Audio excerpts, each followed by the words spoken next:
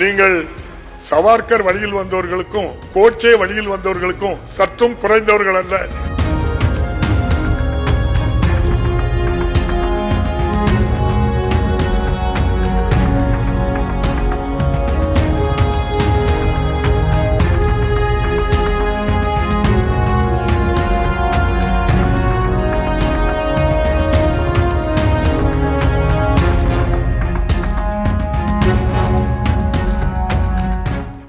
இந்திய மக்களால் கணக்கெழுத முடியாத, கணக்கு கேட்க முடியாத பண்டில் இருந்தாவது ஒரு 50,000 கோடி ரூபாயை ஐயா வாங்கி தந்தால் நன்றாக இருக்குமே என்று நான் கேட்கலாமே. நீங்கள் சவார்கர் வழியில் வந்தவர்களுக்கும் கோட்சே வழியில் வந்தவர்களுக்கும் சற்றும் குறைந்தவர்கள் அல்ல. தமிழ்நாட்டு சட்டமன்றமும் சரி என்பதை கூறி மாண்புமிகு அவை முன்னோர் அவர்கள்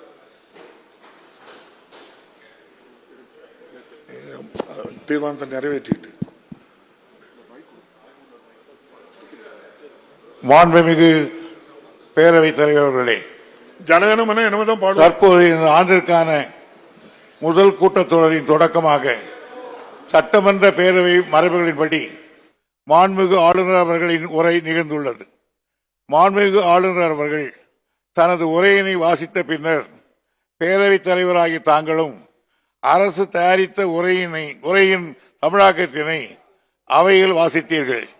இது தொடர்பாக சட்டப்பேரவை விதி 17 தளர்த்தி பின்வரும் தீர்மானத்தினை இப்பேரவையில் முன்மொழிகிறேன். தீர்மானம்: 2024 ஆண்டிற்கான இந்த முதல் கூட்டத்தொடரில் தமிழ் மற்றும் ஆங்கிலத்தில் சமர்ப்பிக்கப்பட்ட ஆளுநர் உரை இந்த மாண்புமிகு மன்றத்திற்கு வழங்கப்பட்டபடியே அவை குறிப்பில் பதிவேற்றம் செய்ய வேண்டும் என்ற தீர்மானத்தை முன்மொழிகிறேன்.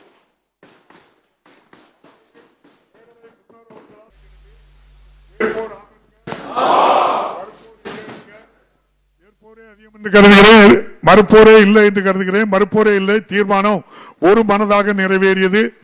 இன்று மாண்புமிகு சட்டமன்ற உறுப்பினர்களுக்கு கணினியில் பதிவேற்றம் செய்யப்பட்ட ஆளுநர் உரையின் ஆங்கிலம் மற்றும் தமிழில் அச்சிடப்பட்ட பகுதிகள் மட்டுமே அவை குறிப்பில் இடம்பெறும். வேறு எவையும் அவை குறிப்பில் இடம்பெறாது என்பதை தெரிவித்துக் கொள்கிறேன்.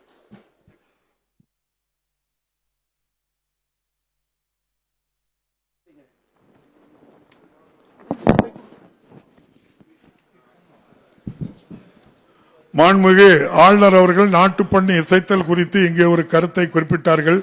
அது தொடர்பாகவும் பின்வரும் விவரங்களை தெரிவிக்க கடமைப்பட்டுள்ளேன். நாட்டுப்பண்ணி இசைத்தல் குறித்து நம்முடைய மாண்புமிகு ஆளுநர் அவர்கள் எனக்கு கடந்த ஆண்டே கடிதம் எழுதி இந்த பிரச்சனையை ஏற்கனவே தீர்க்கப்பட்டு விட்டது.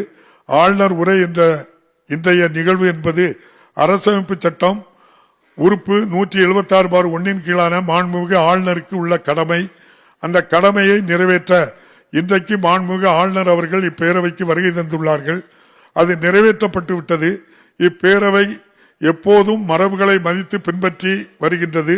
அந்த வகையில் மாண்புமிகு ஆளுநர் உரையின் தொடக்கத்திற்கு முன்பு தமிழ்த்தாய் வாழ்த்தும் இந்நிகழ்வின் பின்னர் நாட்டு பண்ணும் பாடப்பட்டு வருகிறது என்பதை மாண்புமிகு உறுப்பினர்களுக்கு மேலான கவனத்திற்கு தெரிவித்துக் கொள்கிறேன்.